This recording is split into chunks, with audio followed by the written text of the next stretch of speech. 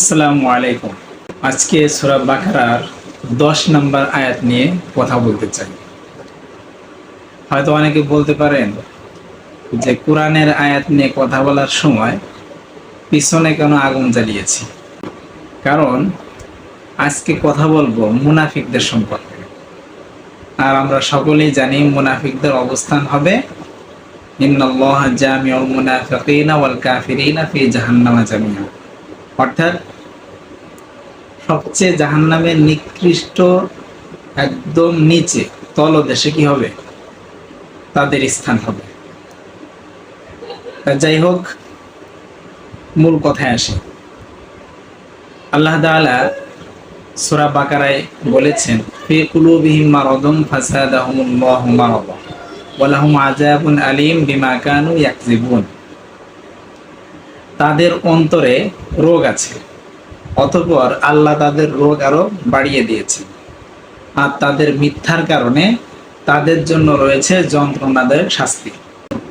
আয়াতের গভীর অর্থ ও বর্তমান বাস্তবতার সঙ্গে এই আয়াতটি মূলত মানুষের অন্তরের সেই আত্মিক রোগকে তুলে ধরে, যা ঈমানকে ক্ষয় করে, সত্যকে অবজ্ঞা করে এবং মানুষের জীবনে নানা ধরনের নৈতিক এবং মানসিক ভঙ্গুরতা তৈরি করে।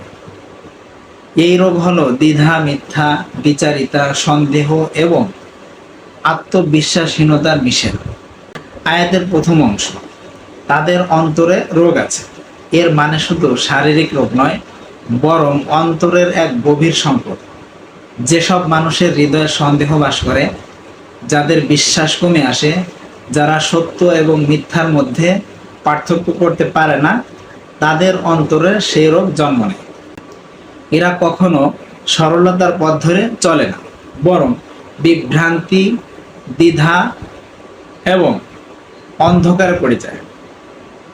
এই রোগ হলো আত্মার সেই অসুস্থতা যা মনোবিজ্ঞানীরা স্পিরিচুয়াল ডিসঅর্ডার বলে থাকেন।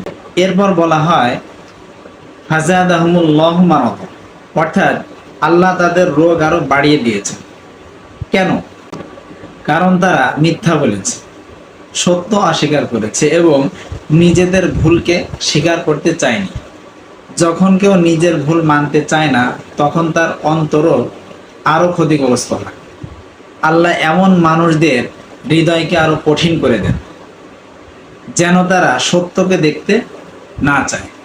এই রোগের বৃদ্ধি হলো তাদের অবসান না হওয়া অবস্থান, যেখানে তারা আরো বেশি সন্দেহী, বিভ্রান্ত এবং মিথ্যাবাদী হয়ে ওঠে। শেষ অংশে বলা হয় তাদের জন্য রয়েছে যন্ত্রণাদায়ক শাস্তি। এই শাস্তি কেবল আখিরাতের জন্য নয়, দুনিয়াতেও তাদের জীবনে কষ্টের কারণ হয়। মানসিক অশান্তি, সম্পর্কের ভাঙন, আত্মবিশ্বাসহীনতা, নিঃসঙ্গতা, এসবই এই শাস্তির চেহারা। বর্তমান সময়ের বাস্তব জীবনে আয়াতে প্রাসঙ্গিকতা, সন্দেহ এবং দ্বিধার রোগ। আজকের যুগে ধর্মীয় এবং নৈতিক বিষয়ে মানুষের অন্তরে রয়েছে অসংখ্য প্রশ্ন, সন্দেহ, দ্বিধা। বিজ্ঞান, প্রযুক্তি ও আধুনিকতার অগ্রগতির সঙ্গে তাল মিলিয়ে অনেকেই ভাবছেন, আসলেই কি আল্লাহ আছে? কোরআন কি সবসময় সত্য? ধর্ম কি আজকের সমাজের সঙ্গে মানানসই? এসব প্রশ্নের মাঝে অনেকেই হালকা মনোভাব নিয়ে চলেন, সন্দেহকে পোষণ করেন, কিন্তু সত্যের পথে ফিরে আসার চেষ্টা করেন না।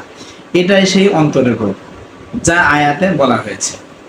মিথ্যা বলা এবং দ্বিচারিতা। আজকের সমাজে এক ধরনের ভণ্ডামি এবং দ্বৈত চরিত্রের প্রবণতা লক্ষণীয়। মুখে ধর্মীয় এবং নৈতিক কথা বললেও ব্যক্তিগত জীবনে কিংবা কাজকর্মে মেনে চলা হয় না। রাজনীতি, ব্যবসায় সত্যকে বিকৃতি করা হয় শুধুমাত্র সুবিধার জন্য। সোশ্যাল মিডিয়ায় অন্যকে ফাঁসানো হয়, মিথ্যা ছড়ানো হয়, কিন্তু সেটা নিজের লাভে। মানুষ সামাজিকভাবে ইমেজ তৈরি করতে চায়, কিন্তু বাস্তবে তারা নিজেদের স্বার্থে অনেক মিথ্যা বলে। এই দ্বিচারিতায় অন্তরের রোগকে বাড়িয়ে তোলে, যাকে আল্লাহ বলেছেন, আমি তোমাদের রোগ বাড়িয়ে দিলাম। নৈতিক অবক্ষয় এবং আত্মিক সংকট। মারাজ বা রোগের আর এক দিক হলো নৈতিক অবক্ষয়। মানুষ যখন ভালো মন্দ পার্থক্য করতে পারে না, অপরাধকে স্বাভাবিক মনে করে, অন্যায়ের সামনে চুপ থাকে, নিজের স্বার্থে কখনো সত্যকে উপেক্ষা করে, তখন তার অন্তরের অসুস্থতা বেড়ে যায়। এই রোগের কারণে সমাজে অবিশ্বাস, প্রতারণা এবং বিভ্রান্তি ছড়িয়ে পড়ে। পরিবারের ভাঙ্গন, বন্ধুত্বের ধ্বংস এবং মনস্তাত্ত্বিক চাপও এই রোগের অংশ। এবার চলুন সাইকোলজি এবং নিউরোসায়েন্সের আলোকে আয়াতের ব্যাখ্যা করি। মানব মস্তিষ্কের একটি অংশ রয়েছে যা বিবেক, নৈতিকতা এবং সিদ্ধান্ত গ্রহণ নিয়ন্ত্রণ করে।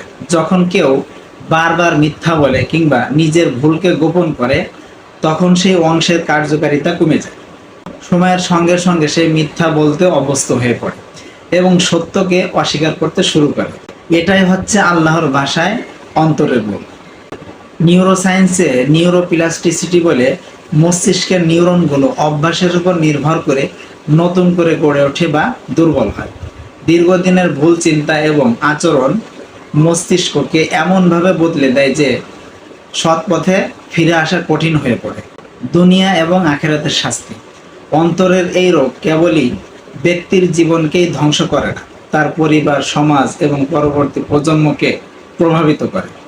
দুনিয়ায় আসে মানসিক চাপ, আত্মবিশ্বাসের অভাব, একাকিত্ব এবং সম্পর্কের দ্বন্দ্ব। আর আখিরাতে অপেক্ষা করে কঠোর শাস্তি, যা তার জন্য চিরস্থায়ী যন্ত্রণার কারণ হবে। আমল এবং করণীয়। প্রথমত, নিজ অন্তর পরীক্ষা করা। আমরা অন্তরে কি কোনো সন্দেহ, দ্বিধা, মিথ্যা আছে? ভুল স্বীকার করে আল্লাহর কাছে তওবা করা। কোরআন এবং হাদিস থেকে শিক্ষা নিয়ে আত্মাকে সুস্থ রাখা।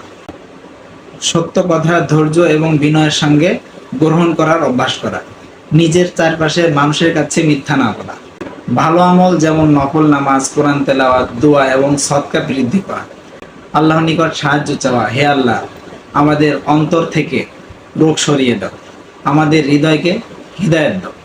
সবশেষ বলতে চাই, সূরা বাকারার 10 নম্বর আয়াত আমাদের জন্য একটি গুরুত্বপূর্ণ সতর্কবার্তা। এটি বলছে, অন্তরের রোগকে কখনো ছোট করে দেখবেন না।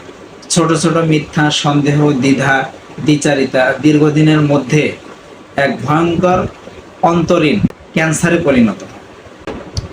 এই রোগ যদি সময় মতো চিকিৎসা না পাওয়া যায়, তবে তা শেষ জীবনে শান্তি, মুক্তিকে বিলীন করে দেয়।